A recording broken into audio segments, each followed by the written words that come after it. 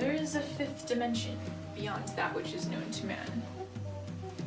It is the middle ground between light and shadow, between science and blind assumption, and it lies between the pit of man's fears and the pinnacle of his knowledge.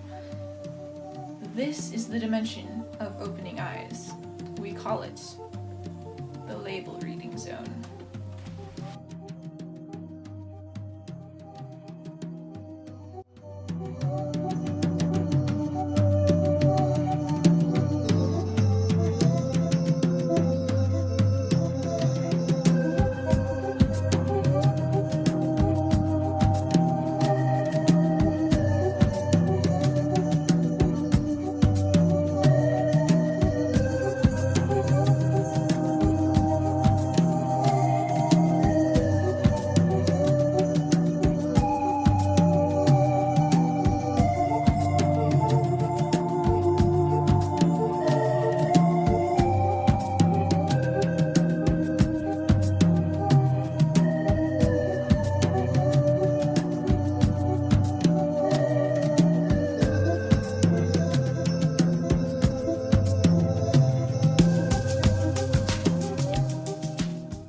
Hi everyone! Welcome to the label reading zone, part 2. Prepare to be terribly disillusioned once again as I tell you some toxins that are in things all around you that you use every day.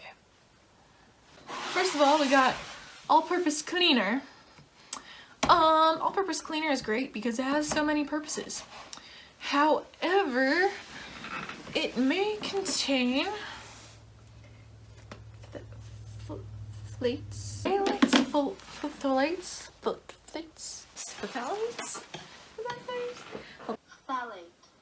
phthalates. Like, you don't even pronounce the PH. What is this? Phthalates. What did they do? Phthalates can be in pretty much any fragrance product, cleaner, air freshener, dish soap. Companies don't have to disclose what's in their scents, so you wouldn't find phthalates on the label. You just find like fragrance or something. So a study conducted by the CDC and Harvard School of Public Health found that it's an endocrine disruptor and is bad for men's health. I know I'm supposed to be talking about all-purpose cleaner, but I just went off on a ton of bunny trails, so it's extra. There you go. So many household cleaners labeled antibacterial can also contain quats or quaternary ammonium compounds. Remember what we were talking about with the wipes earlier, that might trigger, asthma or allergies in some people. Triclosan, which we've talked about before, which is very harmful for your body and your central nervous system. 2-butoxyethanol is in the category of glycol ethers. It's found in many all-purpose cleaners and window cleaners. It's what gives them their window cleaner smelling aroma, glycol ethers are very powerful solvents.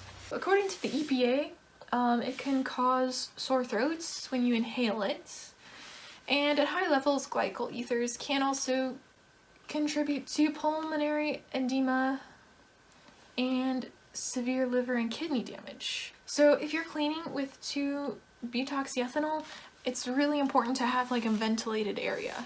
Chlorine is often found in many cleaners, especially toilet cleaners and mildew removers, things like that. You can have an acute reaction to chlorine, and you can have chronic effects from chlorine. Some people can. It's a respiratory irritant, but it also may be a serious thyroid disruptor. Maybe. So, you know what? I think I'm gonna use Thieves Cleaner instead. Guys, I don't have any dryer sheets to show you because my family doesn't have them. I don't have dryer sheets for reasons that I'm gonna explain to you right now. We use dryer balls instead because they're reusable. And you just add a little bit of essential oil to it, and it lasts for maybe 8 to 10 washes.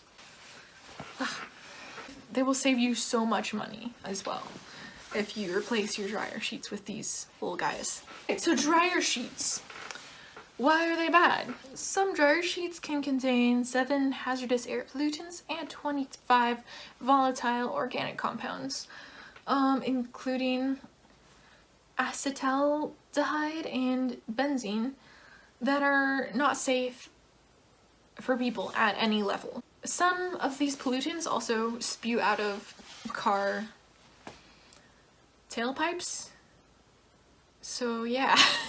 Acetaldehyde is it's a common ingredient in many fake fragrances. They have impacts on the kidneys, the nervous system, and the respiratory system. It's regulated in outdoor emissions for the environment, but when it comes to home use, there's, no one says, oh, this is a safe level, right? Because there isn't a safe level, and it's just a free-for-all. So people are just using this chemical that is controlled in outdoor emissions, and they're just like using it all over their house. Let me just list some common chemicals in dryer sheets for y'all. Alpha-terpineol. It can cause central nervous damage. Benzyl acetate has been linked to pancreatic cancer. Chloroform. Guys, why would you put chloroform on you? I don't know. Causes nervous disorders, obviously.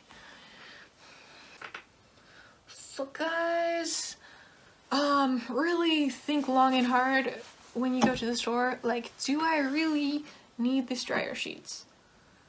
Next we have synthetic plugins, which I also do not have an example for.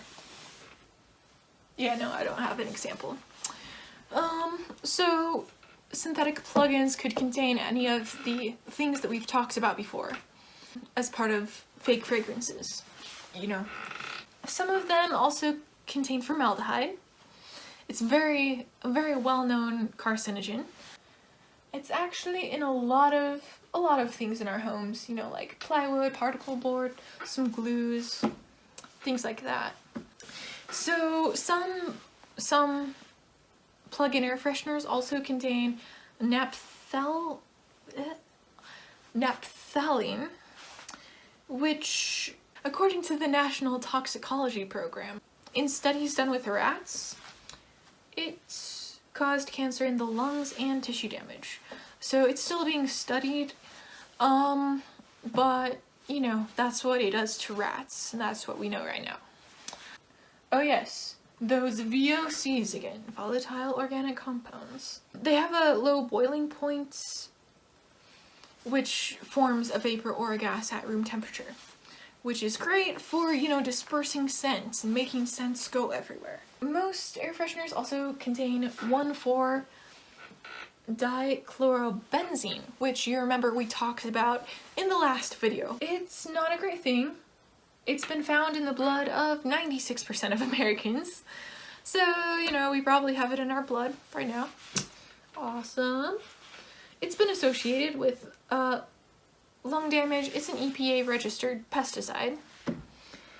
And it attacks the receptors in the nose, which it dulls down your sense of smell.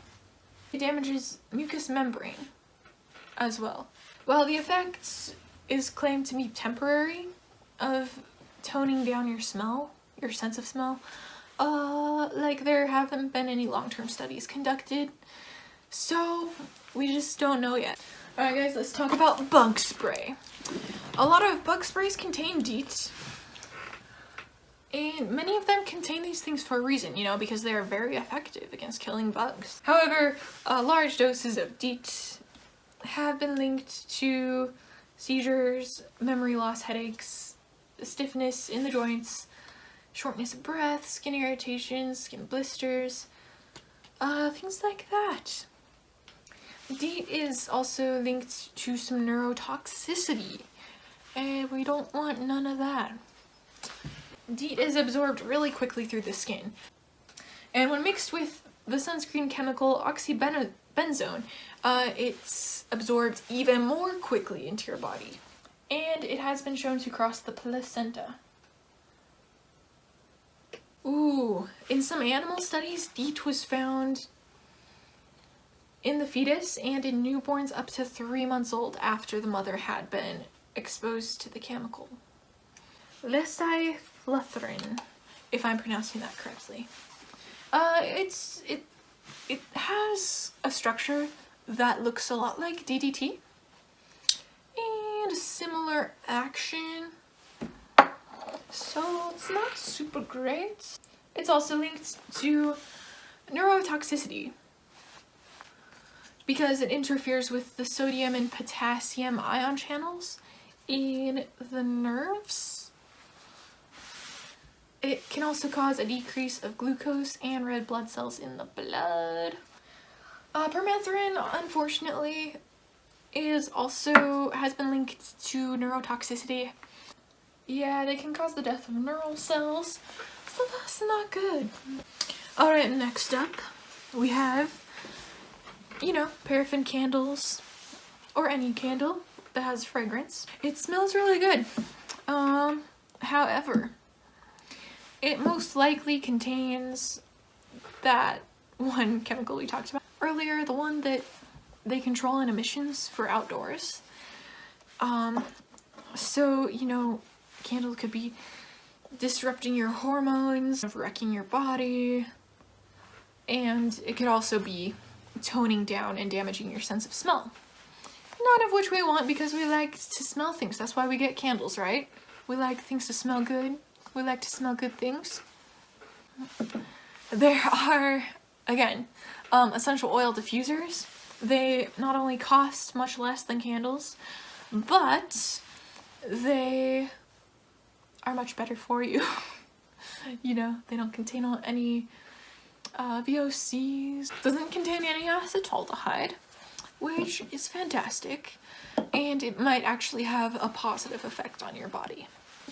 Okay, now if you're like me, you're like a sucker for fire, and so you like candles. 50% of the reason you like candles is because it has fire on it. There's always just like unscented candles out there. There's unscented candles, there are soy candles, there's beeswax candles, any of those. There's even some candle companies nowadays that make like soy candles that have essential oils as the fragrance instead of synthetic fragrance, so that's also an option.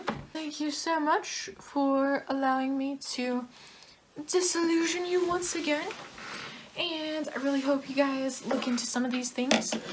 I know this is called the label reading zone, but most of these products don't even list the stuff that's in them on the label. Like, many shampoos will contain a label, so that's fantastic. But a lot of laundry detergents don't, a lot of all-purpose cleaners don't. That's because of the Toxic Substances Control Act of 1976. I know you guys want to know what that is, so I will make another video specifically about that. Alright? Sounds good? So, I hope this was helpful to you guys. I hope you think a lot about what you're bringing into your home and what you're bringing into your body. Thank you guys so much for watching. If you like this video, please like and subscribe because that one means so much to me. If you guys have any comments, please list those in the comment section. Like if you'd like to see any other label reading zones about other categories of things like food, or that'll be scary. I don't know if we want to do that one. See you next time. Bye.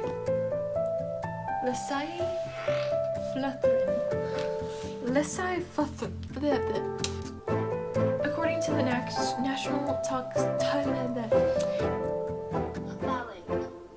Wait.